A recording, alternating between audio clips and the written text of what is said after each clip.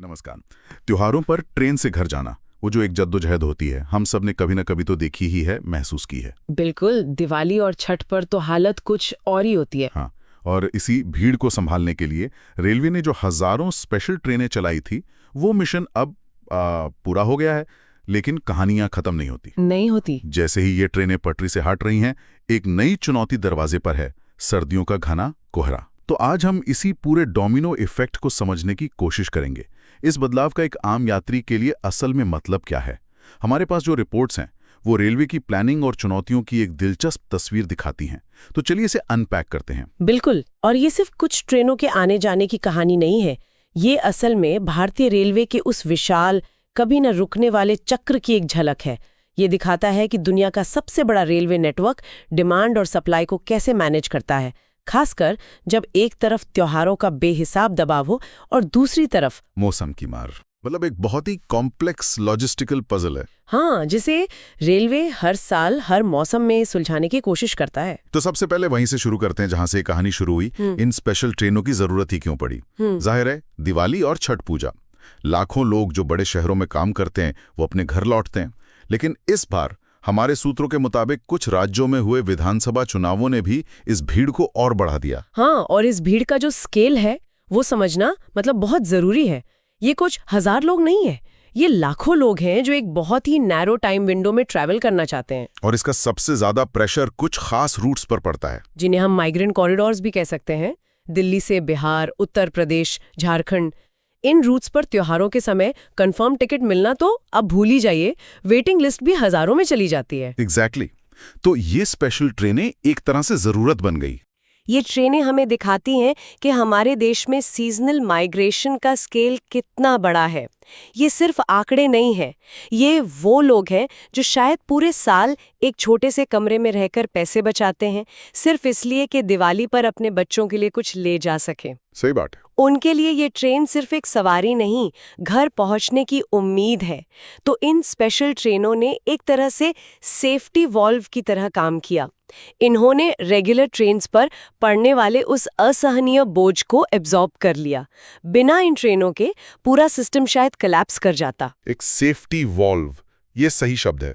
पर एक सवाल मन में आता है, जब आप सिस्टम में इतनी अतिरिक्त ट्रेनें डालते हैं तो क्या इस सेफ्टी वॉल्व से जो रेगुलर ट्रेन्स हैं उनके शेड्यूल पर कोई बुरा असर नहीं पड़ता? क्या सब कुछ और ज्यादा लेट नहीं हो जाता? ये एक बहुत वैलिड सवाल है और आमतौर पर ऐसा ही होता है। ज्यादा ट्रैफिक मतलब ज्यादा कंजेशन और ज्यादा देरी। लेकिन यहीं पर इस बार की कहानी में एक दिलचस्प मोड़ आता है जिस पर हम आगे बात करेंगे।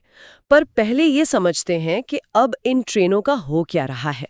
हाँ, तो अब जब त्योहार खत्म हो गए हैं तो इन सेफ्टी वॉल्व्स का क्या हो रहा है? जाहिर है, रेलवे इन्हें अब हटा रहा है और ये प्रक्रिया 24 नवंबर से शुरू भी हो गई है। हमारी रिपोर्ट के मुताबिक बंद होने वाली पहली ट्रेनों में से एक है भागलपुर से दिल्ली के बीच चलने वाली विक्रमशिला एक्सप्रेस की क्लोन ट्रेन। क्लोन ट्रेन, ये शब्द कई लोगों के लिए नया हो सकता है। सही कहा। तो जो लोग नहीं जानते उनके लिए बता दें कि क्लोन ट्रेन, जैसा कि नाम से ही पता चलता है, ये ओरिजिनल ट्रेन के ही रूट और लगभग उसी समय पर चलने वाली एक डुप्लीकेट ट्रेन होती है।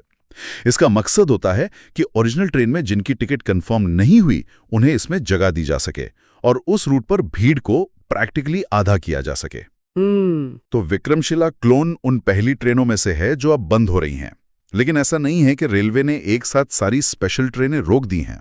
नहीं, वो तो मुमकिन ही नहीं है। रेलवे के लिए ये घर में लाइट का स्विच बंद करने जैसा नहीं है। अच्छा। ये एक बहुत ही कैलकुलेटेड, फेज्ड आउट प्रोसेस है। आप सोचिए, जब एक स्पेशल ट्रेन अपना आखिरी चक्कर पूरा करती है तो उसके पूरे रेक यानी डिब्बों के सेट को कहीं पार्क करना होता है, उसका मेंटेनेंस शेड्यूल बनाना होता है, उसके क्रू यानी लोको पायलट और गार्ड्स को उनकी नॉर्मल ड्यूटीज पर वापस भेजना होता है। मतलब ये सब धीरे धीरे होता है? हाँ, ताकि रेगुलर सर्विसेज में कोई डिसरप्शन ना हो। अगर ये अचानक किया जाए तो पूरा नेटवर्क केओस में चला जाएगा। मतलब ये पूरा ऑपरेशन अपने आप में एक बहुत बहुत बड़ा काम है। और यहीं पर वो बात आती है जो आपने पहले कही थी कि ज्यादा ट्रैफिक का मतलब ज्यादा देरी होता है। लेकिन इस बार कुछ अलग हुआ। ये वाकई हैरान करने वाली बात है। बिल्कुल। आप उम्मीद करेंगी कि इतने बड़े ऑपरेशन में जहां अमृत भारत जैसी ट्रेनों समेत करीब 60 स्पेशल ट्रेनों ने सिर्फ प्रवासियों के लिए 86 चक्कर लगाए, वहां सब कुछ लेट लतीफी हुआ होगा। हाँ, दिल्ली रूट तो पूरी तरह चोक हो चुका था। बिल्कुल, लेकिन यहीं पर एक चौंकाने वाला डेटा सामने आता है। ईस्टर्न रेलवे के CPRO यानी chief public relations officer Ved Prakash के अनुसार इस बार इन स्पेशल ट्रेनों की पंक्चुअलिटी यानी समय की पाबंदी पिछले सालों के मुकाबले काफी बेहतर थी। Wow, that's counter intuitive. ये तो उम्मीद के बिल्कुल उलट है। पर ये हुआ कैसे? क्या कोई नई टेक्नोलॉजी इस्तेमाल की गई या फिर रूट्स को बेहतर तरीके से मैनेज किया गया? इसके पीछे कुछ सोची समझी रणनीतियां हैं। पहली, अब रेलवे के पास बेहतर real time train monitoring systems हैं, अच्छा, जिससे कंट्रोल रूम को पता होता है कि कौन सी ट्रेन कहाँ है और कहाँ बॉटलनेक बन सकता है। दूसरा, कई बार इन स्पेशल ट्रेनों को ऐसे डेडिकेटेड कॉरिडोर्स या समय स्लॉट्स दिए जाते हैं जहां रेगुलर ट्रैफिक का दबाव कम हो। ओके। और तीसरा, सालों के डेटा से रेलवे ने सीखा है कि किन रूट्स पर कब सबसे ज्यादा प्रेशर आता है, तो उनकी प्लानिंग अब ज्यादा प्रोएक्टिव हो गई है। ये भारतीय रेलवे की बढ़ती ऑपरेशनल एफिशिएंसी का एक बहुत मजबूत संकेत है। ये दिखाता है कि रेलवे भारी दबाव को संभालने की अपनी क्षमता में लगातार सुधार कर रहा है। तो ये एक अच्छी खबर है। लेकिन जैसा रेलवे के साथ हमेशा होता है, एक चुनौती खत्म होती है तो दूसरी शुरू हो जाती है। दिसंबर से एक बिल्कुल नया बदलाव लागू हो रहा है और इस बार कारण त्योहार नहीं बल्कि मौसम है, कोहरा। और उत्तर भारत में सर्दियों का कोहरा रेलवे के लिए सबसे बड़े दुश्मनों में से एक है। ये सिर्फ एक मामूली असुविधा नहीं है, ये एक बड़ा ऑपरेशनल एंड सेफ्टी नाइटमेयर है। इसका सीधा असर बिहार और नॉर्थ ईस्ट जाने वाली कई बड़ी ट्रेनों पर पड़ेगा। इन ट्रेनों की फ्रीक्वेंसी यानी उनके चलने के दिनों में कटौती की गई है। मतलब जो ट्रेन हफ्ते में हर दिन चलती थी, हो सकता है अब वो 2 या 3 दिन ना चले। और इसमें गया Kamakhya express, new Farakka express और गरीब रथ जैसी पॉपुलर ट्रेनें भी शामिल हैं। और ये सिर्फ कुछ दिनों की बात नहीं है, ये बदलाव फरवरी तक जारी रहेगा। यहाँ ये समझना जरूरी है कि कोहरा रेलवे के लिए इतनी बड़ी समस्या क्यों है। जब घना कोहरा होता है तो विजिबिलिटी गिरकर प्रैक्टिकली 0 हो जाती है। कुछ भी नहीं दिखता होगा। कुछ भी नहीं। ऐसे में ट्रेन के ड्राइवर को कुछ मीटर आगे का सिग्नल या ट्रैक पर कोई रुकावट देखना नामुमकिन हो जाता है। दुर्घटना का खतरा कई गुना बढ़ जाता है। तो सुरक्षा के लिए ट्रेनों को धीमा करना ही एकमात्र विकल्प बचता है। बिल्कुल। ट्रेनों को बहुत धीमी गति, जिसे क्रॉलिंग स्पीड कहते हैं, पर चलाने का निर्देश दिया जाता है।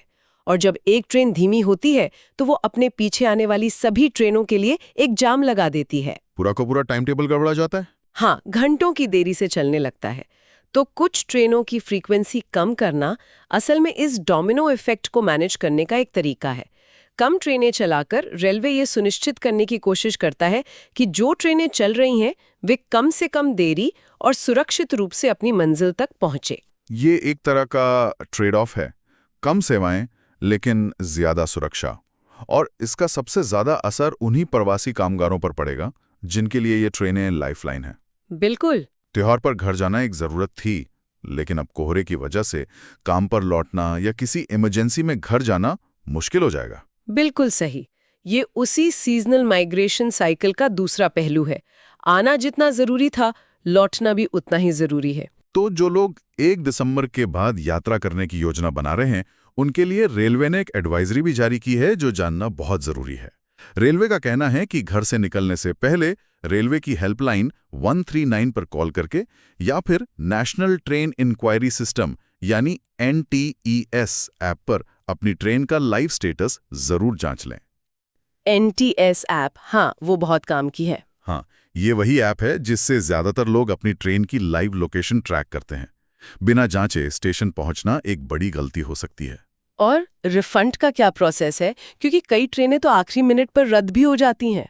अच्छी बात यह है कि अगर ट्रेन रद्द होती है और आपने ऑनलाइन टिकट बुक किया है तो पैसा ऑटोमेटिकली आपके अकाउंट में वापस आ जाएगा। इसके लिए कुछ करने की जरूरत नहीं है। अच्छा, ये तो बहुत बढ़िया है। और जिन लोगों ने काउंटर से टिकट लिया है वो किसी भी PRS यानी पैसेंजर रिजर्वेशन सिस्टम काउंटर पर जाकर अपना रिफंड क्लेम कर सकते हैं। ये दिखाता है कि रेलवे यात्री संचार और सुविधा को कैसे आधुनिक बना रहा है। NTS और ऑटो रिफंड जैसी प्रणालियां कुछ साल पहले की तुलना में यात्रियों की परेशानियां बहुत कम कर देती हैं।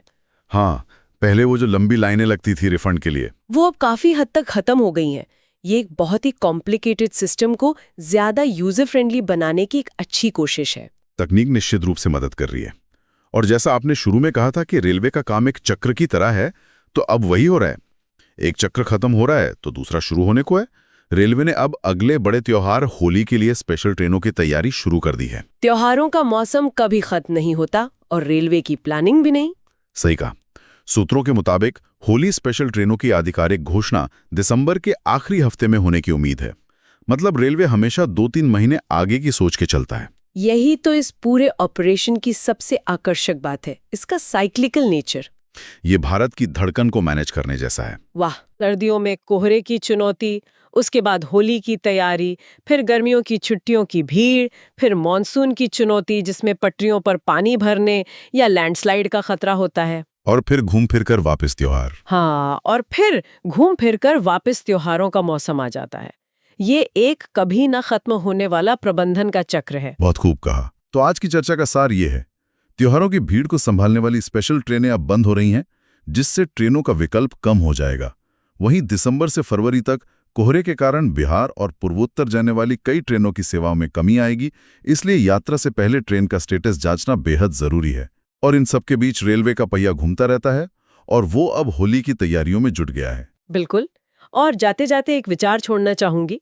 हमने देखा कि रेलवे ने त्योहारों के दौरान अपनी एफिशिएंसी में सुधार दिखाया है, लेकिन कोहरे की समस्या हर साल आती है, ये कोई सरप्राइज नहीं है। हाँ, ये तो तय है। तो बड़ा सवाल ये है कि भविष्य में भारतीय रेलवे अपने सबसे व्यस्त रूट्स को फॉग प्रूफ बनाने के लिए किन स्थायी तकनीकी समाधानों में निवेश कर सकता है। क्या यूरोप की तरह हमारे यहाँ भी एडवांस्ड सिग्नलिंग सिस्टम या फॉग पेनिट्रेटिंग डिवाइसेस का इस्तेमाल हो सकता है, जो इस वार्षिक समस्या का एक बेहतर हल निकाल सकें? क्या टेक्नोलॉजी इस चक्र को तोड़ सकती है ताकि सुरक्षा के लिए हमें कनेक्टिविटी से समझौता न